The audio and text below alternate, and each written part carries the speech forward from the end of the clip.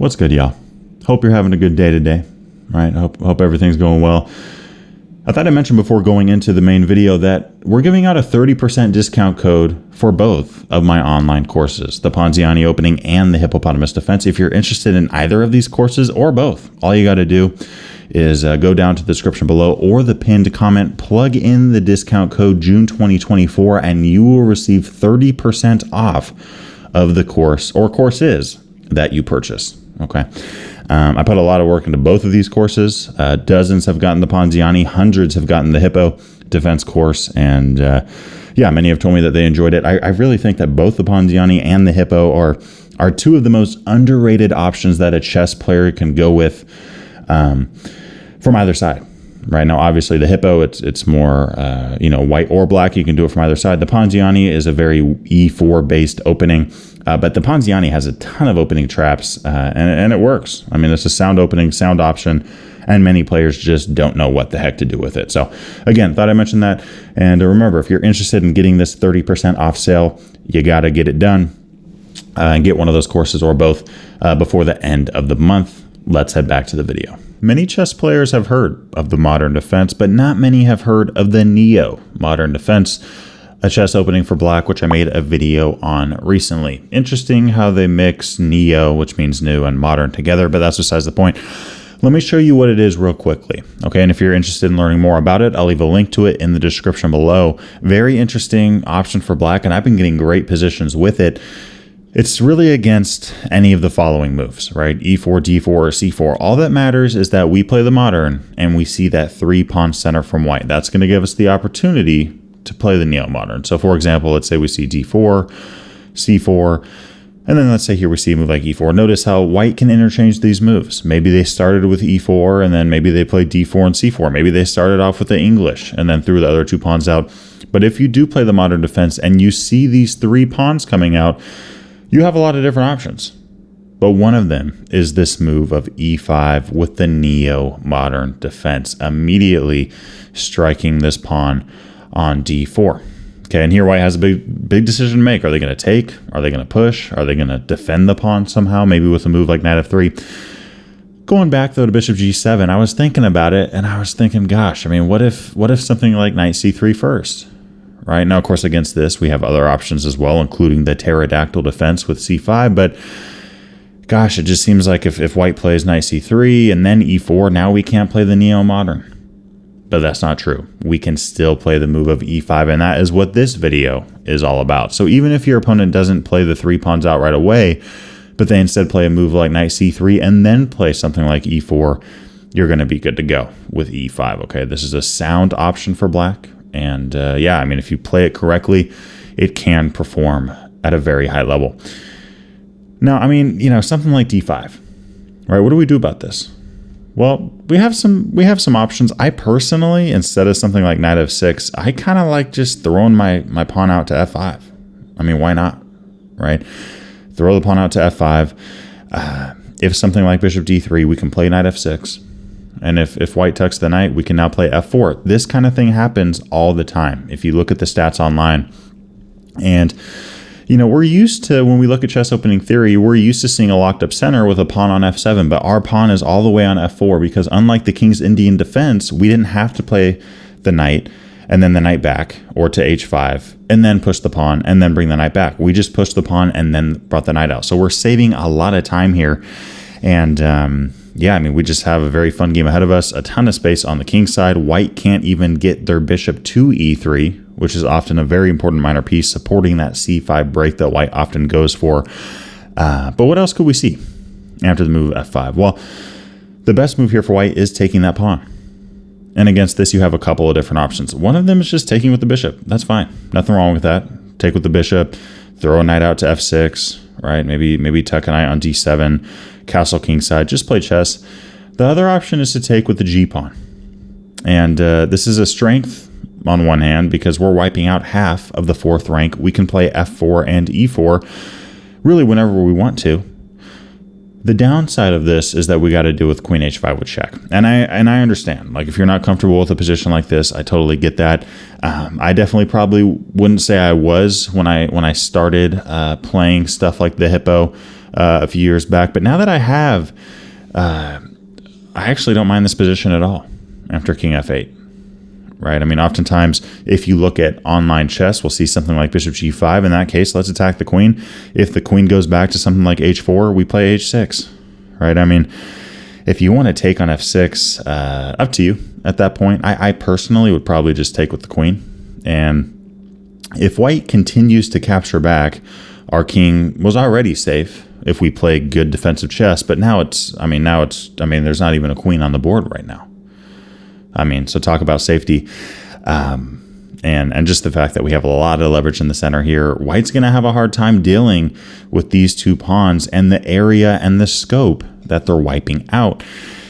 And I'd also mention, after that move of h6, right, let's say we see something like bishop d2, okay, knight a6, right, knight a6, looking towards a square like c5, potentially in some positions looking towards b4 as well. Yeah, I mean, the engine gives an edge to black here. Very small advantage, but an advantage nonetheless. And I mean, what else could we ask for coming out of opening theory for black against, an Averbakh type variation from white, throwing those three pawns out and the knight. So yeah, I mean, that just gives us a really solid game, even if white goes with the best option and then throws in a check. Remember, don't play king e7 or king d7. Just bring the king over to f8 and start looking towards knight f6, kicking that queen around. I'll also add that, when we do see that kind of line and we bring that king over, queen e8 at times can also be a good option, just straight up offering a queen trade. When you offer a trade in chess, your opponent has to either accept it or start running away. And that's a decision that white would have to make there. With that move, f5, we covered bishop d3. F4 is playable here, right? You can play f4. You could also play knight f6 and kind of invite white again to take on f5, because now in this case, there's no check. And we get that advantage of having pawns side by side in the center, untouchable, and able to push whenever they want to. And if something like bishop g5, we can castle kingside. Okay, yeah, playable game for black. Bishop g5 right away, not a great option, right? Because we play h6. Unlike before, right? I mean, let's just take a step back real quick. If white takes on f5, right, and then plays the move of bishop g5, if we play h6 here, white can do a lot of things, including bishop h4, and they're fine, right? But if we see bishop g5 right away, h6, you can't go to h4, or else we have g5 and your bishop is going to get trapped. So either you got to run back with the bishop to somewhere like d2, or you got to take on f6. But in that case, we capture back with the queen. Yeah, I mean, this knight's going to start looking towards c5. We have f4 ideas as well, castling kingside. Just overall a great game for black. And if you ever want to take on f5, that's fine. We're going to take back with the pawn. e4 can be played whenever we want to, which is really going to, give us this dark square diagonal in even more dominant type fashion.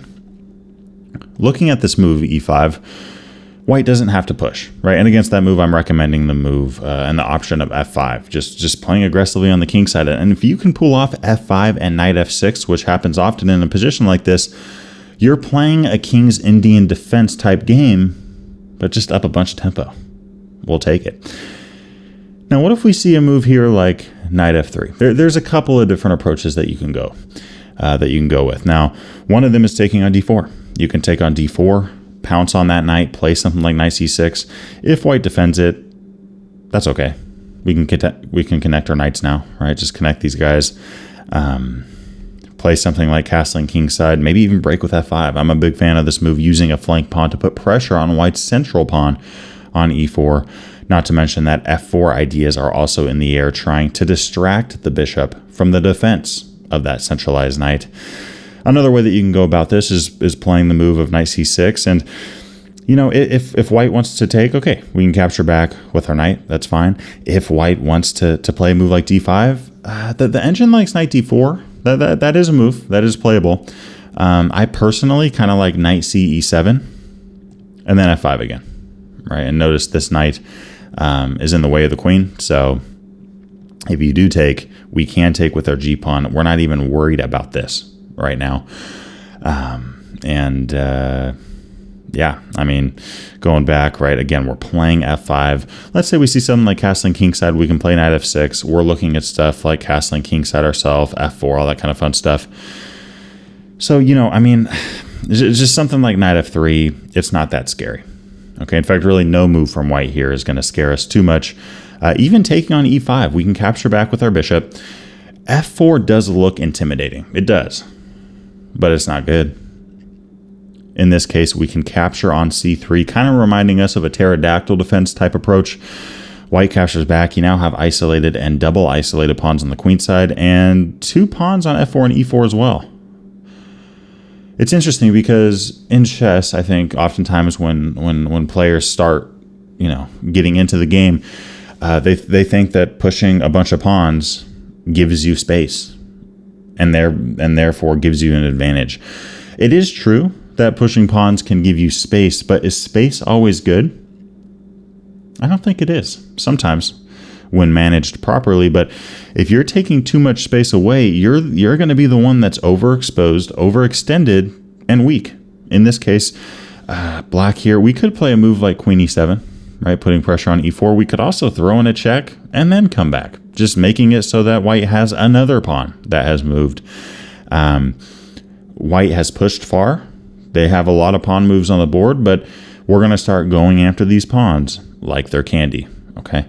Let's say something like bishop g2. We can play knight f6. We're threatening a pawn, right? We're threatening a pawn. Let's say you defend it with a move like queen to e2. All right, let's attack the queen. Whole idea being, if knight f3, thank you for the pawn on e4. If you want to play something like queen e3, continuing to hold stuff, knight c6. Let's just keep developing.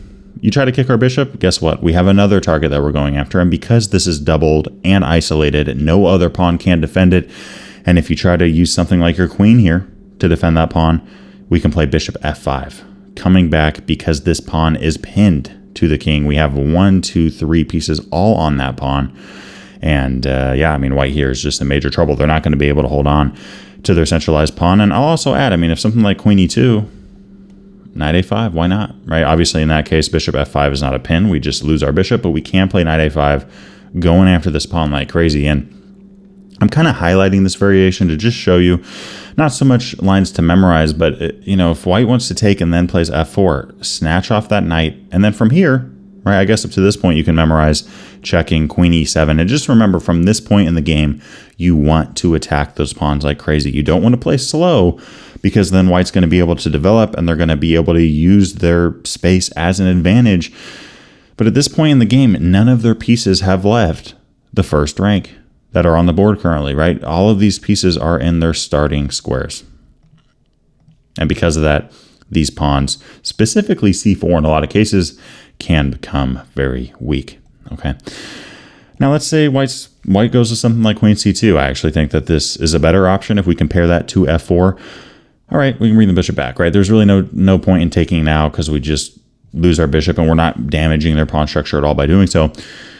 Let's say we see something like knight f3. We can develop knight f6, castle kingside, rook e8, and just play solid chess from here. Yeah, I mean, a practically even position for black, which is great for us.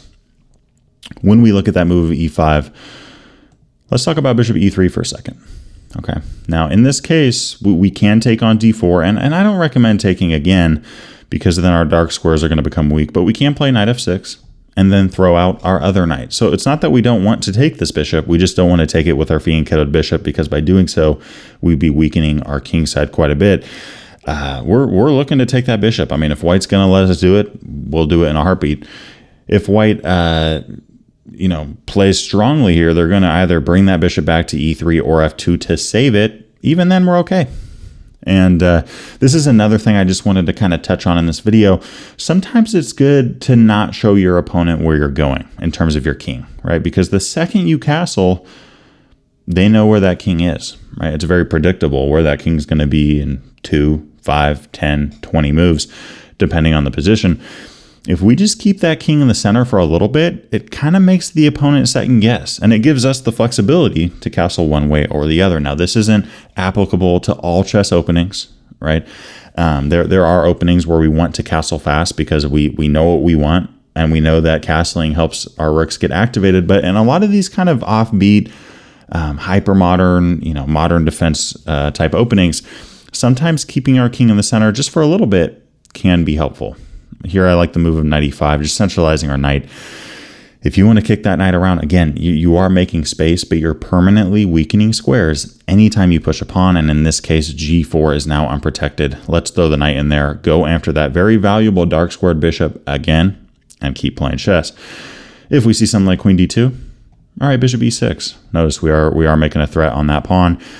If white defends it with b3, which is really their only move to do so in a good way, we can now play a5. Let's start playing aggressively, right? I mean, we can castle whenever we want to. And right now, our king is safe. And then that's a good factor too. Like if your king is safe in the center, you can keep it there for a little bit, right? And please don't take this advice and go, the chess giant Solomon Ordell told me not to castle. I'm not saying that. I'm just saying that there's moments, especially in openings like this, where, keeping your king in the center, if it's completely safe, you don't got to be in a rush. The hippo is very like that, right? So let's say white castles queenside. You kind of just showed us where you are.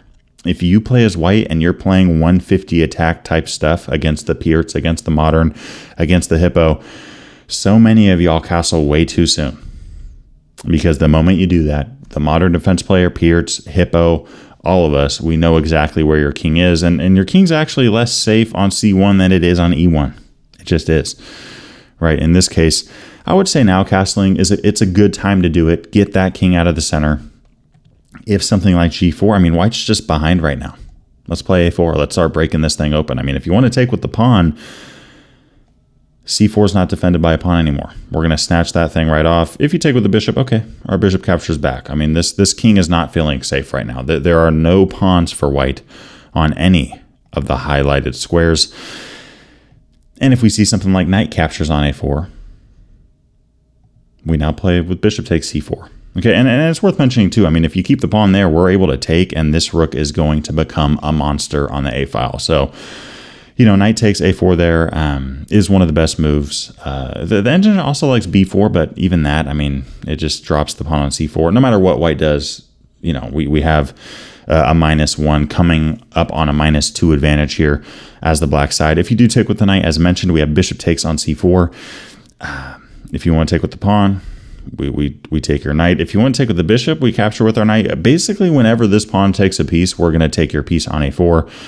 And something like f4, we can snatch the pawn on e4. And this is an interesting position because we are +1 here in terms of material. We are up 1 pawn.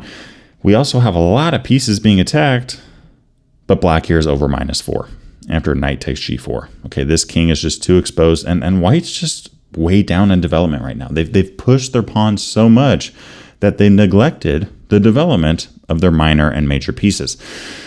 I mean, we could go over this position for a long time, but no matter what white does, we're simply better. For example, let's say they take the bishop. Okay, we take the bishop on e3. Okay. If something like queen takes e4, we have rook e8. By the way, if white did this earlier, we would have played rook e8 and still looked towards that piece that we just took off. Let's say the queen runs. We could take the rook. We're only down 1 point material here, so we could take the rook and go up. We could also play queen f6 and just start barreling down this diagonal. I mean, something like knight f3, let's just take the knight right off. Whole idea being, if you take back, we have checkmate on b2.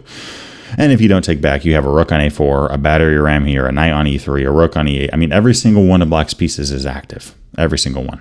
So, just wanted to mention that, right? So when we have this bishop g7 modern defense line, e4, we can play e5. And again, if you haven't watched that video on the Neo-Modern Defense in this position where white hasn't even developed their knight yet, I highly recommend that you go check it out. As far as I know, it's the only Neo-Modern Defense video that has ever been made on YouTube. I couldn't find any others that cover it. I didn't even know what it was personally until I just stumbled across it recently. So it's very rare, right? I've been playing chess for a long time, playing the modern defense for a long time. I didn't even know that this was a move, but it is, and it's strong.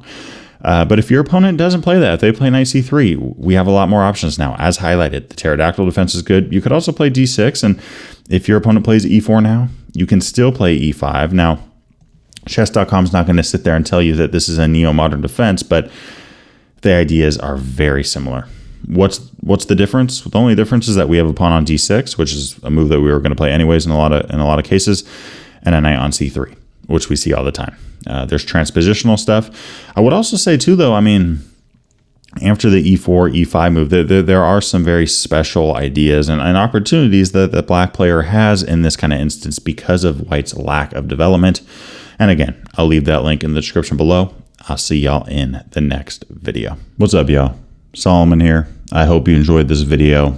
I appreciate y'all a ton. And if you haven't subscribed before, just a quick reminder, to hit that like button, hit that subscribe button, and hit that bell as well. If you're wanting more content like this to help you improve in your game and all that kind of stuff. And real quickly as well, I wanted to give a quick shout out to my Patreon supporters for the month of June in 2024. I appreciate y'all a ton. You guys are helping me do this full time. And I mean, if you haven't checked it out before, I highly recommend that you go check out some of the benefits that you gain by becoming a member. And I will see y'all in the next one. Peace.